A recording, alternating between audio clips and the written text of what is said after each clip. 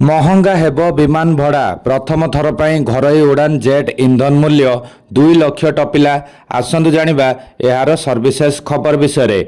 देशर विमान भड़ा महंगा हेबा आशंका देखा देइछि। जेट इंधन मूल्य 2 गुणारु अधिक वृद्धि पाइछि। एहा जोगु विमान भड़ा मध्य शीघ्र वृद्धि पाई पारे बोली कुहा जाउछि। बुधवार तैल कंपनी गुड़िक एप्रिल मास पई विमान टर्बाइन इंधन मूल्य घोषणा करिसेंति। घोषणा अनुसार घरोई विमान पई जेट इंधन मूल्य प्राय 115% एवं आंतर्जातीय विमान पई प्राय 107% वृद्धि पाइछि।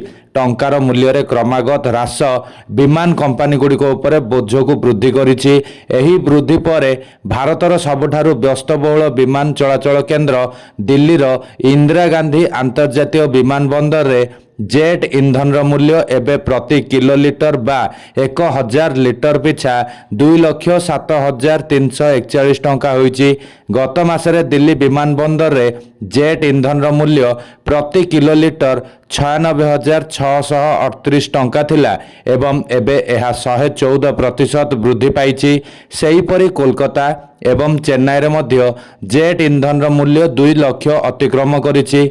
मुंबई रे गत मासरे 1 किलो जेट इंधन मूल्य 90,451 टंका थिला, जहा एबे 115% वृद्धि पाई 1,94,968 टंका होइछि। भारत रे प्रथम थर पई आंतर्जातीय विमान जेट इंधन किलोग्राम पिछा $1,000 अतिक्रम करिछि। गत मासरे दिल्ली रे एहार मूल्य $816 थिला, जहा वर्तमान 2 गुणरु अधिक होई $1,690 होइछि।